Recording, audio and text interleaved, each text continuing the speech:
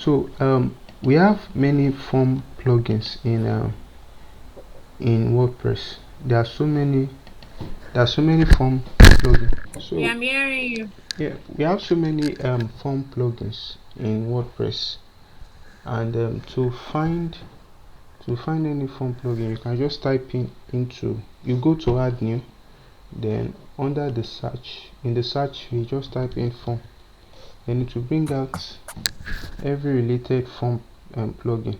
And another way you can check, maybe if you've not used a plugin before and you want to use it, maybe you want to use the plugin newly, perhaps you've not had anybody use a plugin before, or nobody has recommended that plugin to you before, but you want to use. Another thing you can try to check the reliability of a plugin is actually by the number of installation.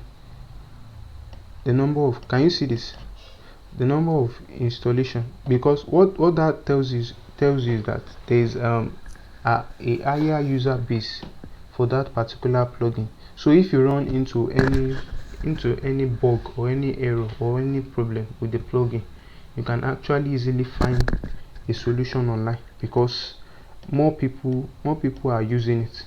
So you can, like, contact form 7 now, I know it has a very large, I think it was the first form I came across in WordPress. So it has a very large user base. And the other one is the WP form, which was installed for us together with the template. So another thing I want to mention with importing a starter template is that the starter template imports everything you need for that template or for that particular site you're importing, including the plugin, every plugin you need, every plugins you need, every theme you need, every plugin, every images and video you actually need for that. We are still coming to this media, every image and video you actually, and the post too, if that template is having posts, perhaps is also a WooCommerce website, so it will also import it together with the default products too, product and everything you need for that for that um, for that template. So we have different form plugins here.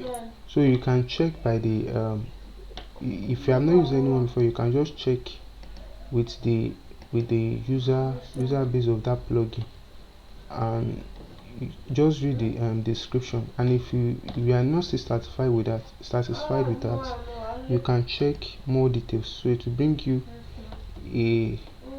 will bring you more descriptions about the plugin. It will give you more description about the plugin and every other information you need concerning the plugin. And we also have frequently asked questions concerning the plugin and every other thing you need for the plugin, the screenshot and all, and the rating too, and the rating and all, rating concerning the plugin, and also the author and the contributors of the plugin. So the author is, this is the name of the author, and the version, the current version of the plugin, and the reviews too. I think the review is also a good place to also know very much about a plugin. So if a plugin has very good review, it's telling you that actually you can sorry actually you can use, it's very safe and good to use that plugin. Another thing you want to check is the rating of the plugin. So the plugin you use, it depends on how well you evaluate your plugin. You evaluate your plugin. But actually in this WordPress world, plugins, for me I got to know about many plugins by recommendation, or perhaps through articles online or not. So I got to know many plugins by recommendation and all, and perhaps maybe through tutorial too. So this is the contact from 7 and all. But actually I can't actually say which of these forms are free to use, but I know most of them have the pro version to them. That is, they have the free version which is very limited, like this WP form we installed. It has a pro version that you have to pay for. Well, actually there are some sites online that can give you for free. I have somebody has paid for it and is offering it to other people for free. So but the free version is very limited, just like we have Elementor and Elementor Pro. That's the difference too.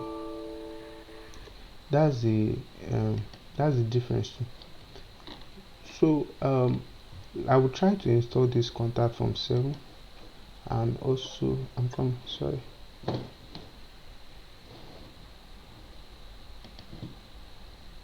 I don't know. Okay, let me log in again. Sorry.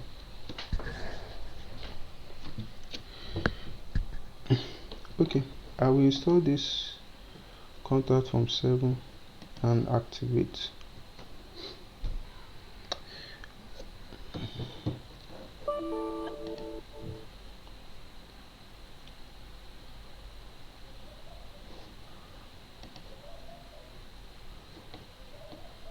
So the contact form 7 actually is for so the contact form 7 is largely for to manage your contact forms to get people visitors contact from your website, to get forms from your website. So that's the major specialization of the contact form 7. It is majorly, just from the name, contact form is majorly for creating, customizing, and editing to receive information using the contact form. Is to create contact form. That's the major functionality of the contact form 7. So we have so many, like the WP form. We are still coming to the WP form. So I just wanted to explain this contact form 7 first. Then we can go into the settings. And we check. We have one default contact form first. We click on it to check it. Then so this is the title of the contact form.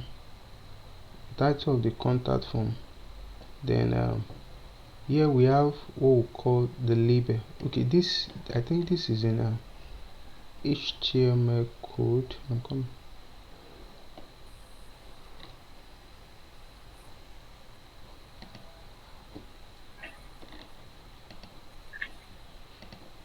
So here is just a basic HTML code. But this is just showing us the structure of our form, the basic structure of our form. The first thing here you have is the name, the email, the subject, and the message, and then we have the submit button. But actually you can also add any. So let's say I want to add another feed into this. I will just need to add the tag. These are the tags for each feed I can add. Let's say I want to add a text. So if it's a required feed, you indicate it here. That is, the person cannot submit the form until they click on until they fill in that field. So this is what this required field means. That is, this field is required. Then the name of that tag. This is the name of that. Every tag has their own unique code also. Then if your feed has a default value, but actually, okay, you can add a default value, maybe just to indicate that this is what this form is for. So you can also use that default value as a placeholder. So if I put in let's say I want to get the last name of the person, so this text here will stand as a placeholder. Placeholder is like is holding that field for us, is filling up that field until the person inserts his own value. It's like a default value for that field. So that's what the placeholder is. Then we have the ID attribute. These are for the CSS styling and all, the CSS targeting and all. So that's that. So after that, I will insert the tag, but I want it to be, so this is the structure. The first thing that you see here is the name, then the email, then the subject, then the, we are just seeing codes here, but we'll definitely get to see. So I want to put the new feed I created here, and after that I will save my changes. But let's say so I've edited this form. I just edited the default form that was created for us. But let me show us a way to add this form to our post. You can add it to a page or to a post. But firstly I will try to add it to a post. So I'll copy it. I'll copy this short code. This is the short code. So checking the instruction here, you copy this short code and paste it into your post, page, or text widget content. So you can add this form in your post, in your page, or your widget. We are still coming also to widgets. I pray we'll be able to cover up more forms today, then move on to widgets if time permits us. But if not, then that will be another time. So I'll copy this short code, then try to go into my post, one of my posts, then let me pick any post and edit.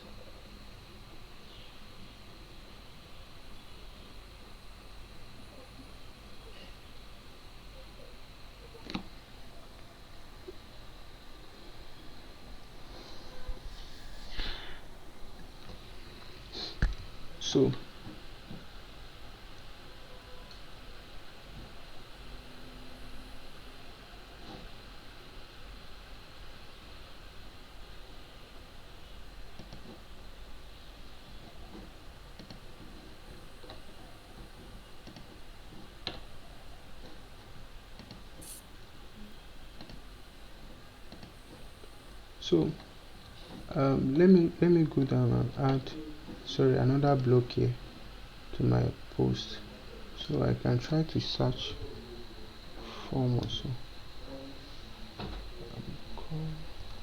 Well, let me just add a new paragraph, then paste that code into it. So it will ask me to select. So pasting that code, WordPress automatically knows that I'm inserting a contact form. So it will ask me which form. So but we only have one form. That was the one defaultly created for us. So this is the form I'm adding. So it will add that form so I can update the changes and view the post. So when I try to view the post and go down, so this is the form. This is the form we created. Please, can you see it? Yes, sir. And you understand it? Yes, sir. Okay. So that's the form. That's the form we created in the contact form. This is just to show us how to add your form to your post, and you can also add it to your page. Let's say you can add. I think you can also add it in Elementor too. It's just by pasting that short code. Just paste that short code in your page, then the user will get to see this form when they load the page. Yes, sir. Yes, I can hear you. I said I thought you added a placeholder. Yeah, this is the placeholder. This is it. Can Okay. you see it's not Okay. editable? It's just to tell us that this is what this feed is for. Other one here, this is the label. You know, there were some, if we go back to the form, there were some that were wrapped inside the label. This is that label, Yes. that label tag. So these ones are having label. but this one I added a placeholder to it. So this is the placeholder. The default value, I use the default value as a placeholder. So this is the feed I had added. You get it? Yes, sir. That feed I added. So let's go back to the contact form and finish explaining the other aspects. So I'll come into contact, click on my phone.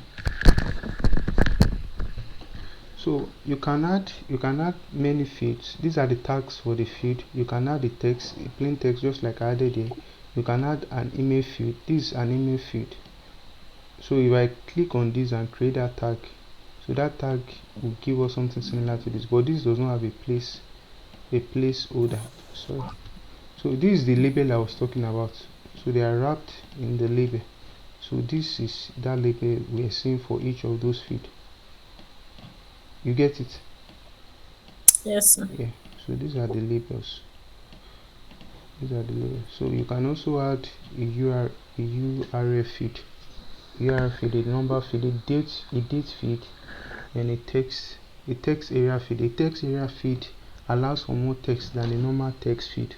Then you can also have a drop down menu. If I want to add a drop down menu, here I will just add my options.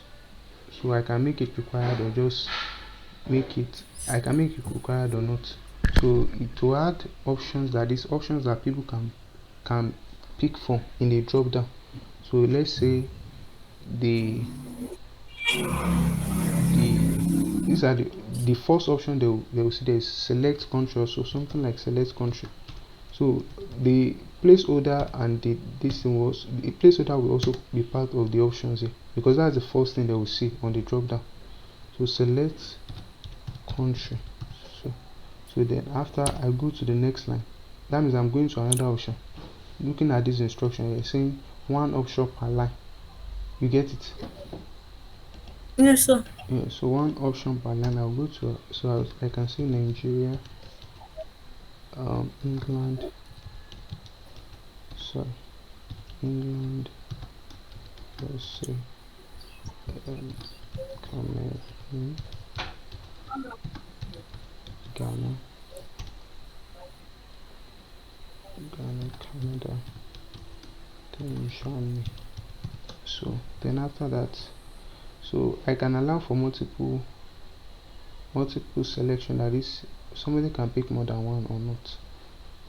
So I can also insert a blank item as the first option, but if I don't check this, that means this first option I'm adding here will be the first thing people will be seeing on the drop down. So I can then go ahead and insert it. Well, I won't put it directly on my email. I will just cut it from here, then put it under the text created, then I'll save. So if I try, let me just open this in a new tab. If I try to go back to that post, I think we added it in this post. I'll try to check that post again. So we have this drop down. Can you see it? Hello? Yes, sir. I can see it. So this is the drop down we created. We created from that place. So this is the drop down we created from that place. So you can have as many options as possible. So anyone I select becomes the option I've selected for that feed. So that's the concept behind it. So you can add many things. You can also add checkboxes. The same concept with the drop down. You can make it required. Just give it a name, the name of the field, and all. Then each line defines an option. So I can say male, female, or prefer not to say.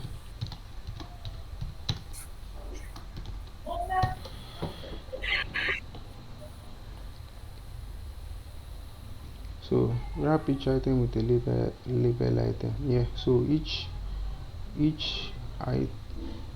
item is a label on its own. So that's that. So I can insert the tag. Where is that? So I want to put it after. So also track the structure of your form, because the way you arrange it is the way it will appear. Always track the placement of your tags too. So I'll save. So after saving, I'll refresh this again. So these are the checkboxes I just created now. So I can pick any of them. So that's that about the checkboxes. The same thing for the radio button. Then we can also create quiz. We're having a form with, we want to create a quiz form also. So we have the question and we have the answer after it. So one pipe separated question answer pair. So this is how you set the question and the answer. So you have a question mark. So this is it. I can write what is your name. So I'll separate it with this straight stroke.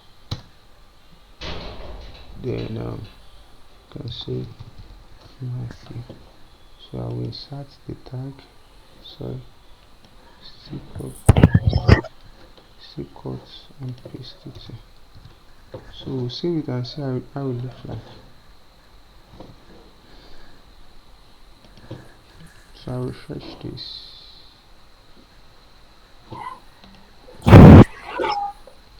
So it's just like a quiz kind of so it's just like a quiz kind of form. So that's that about the contact form. So but one thing about this contact form is that it is a contact form. That is, you want to get information from those people. So the information, where will the information then go? So that means you want to send it to a particular mail or so. So this is why this mail tab is here.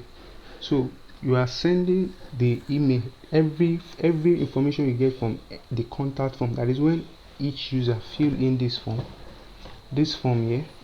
Where are the information going? So this feed is for the mail where the email is the form, the information of the form is going to. Now from this define where is the information coming from.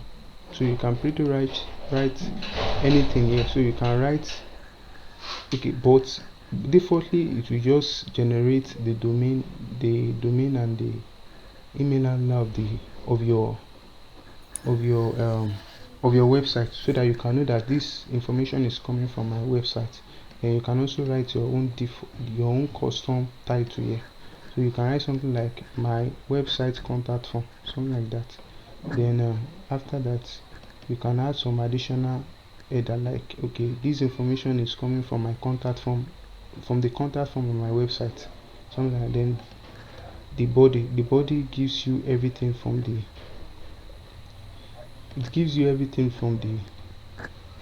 form, from the form. The body gives you everything from the form, from the name of the person, the subject, and the message body. So that's that about the contact form. And you can also add other feeds, like the other feeds that we added now. These are the other feeds we added to our form. So we can just copy. So I'm coming.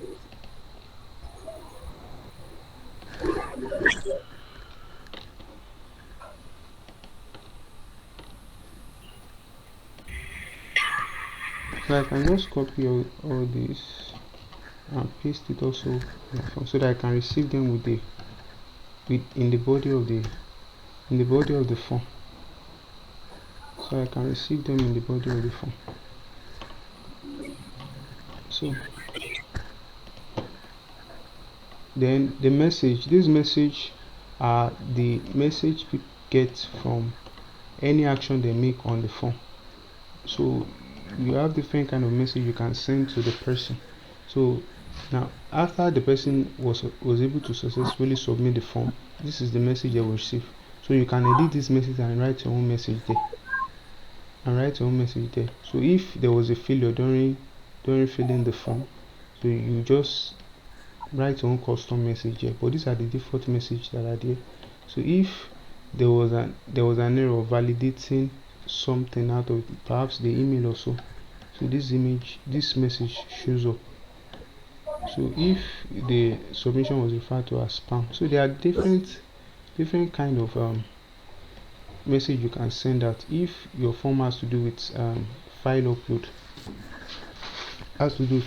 and you set a minimum number of yeah, let me go back to the form. And so you can also add file upload to your contact form using the file tag here. This file tag here. So you define the size limit of your file. Perhaps you don't want the file, so the size is in bytes.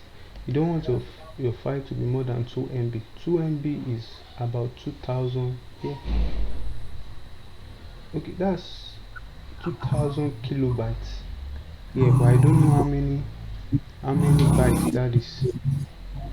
But let's just define a random number of bytes. I don't know. This should be around 1, 2.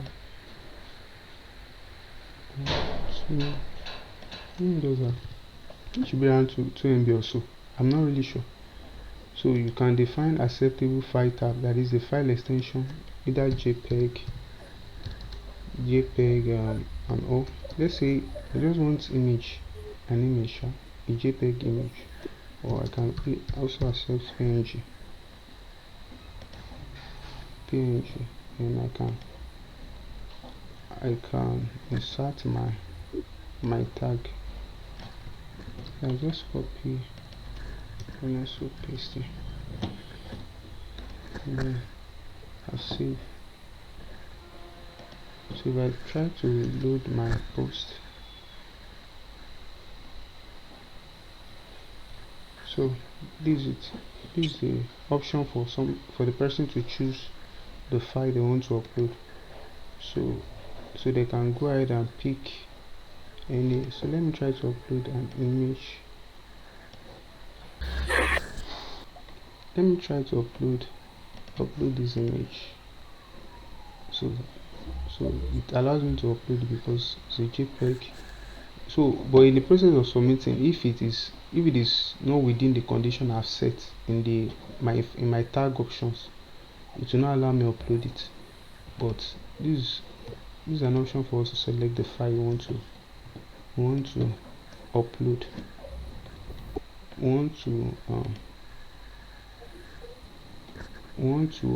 What is just telling us here is that, okay, I think this is another thing I need to explain in WordPress. So another thing you also want to take note is your maximum acceptable size in WordPress.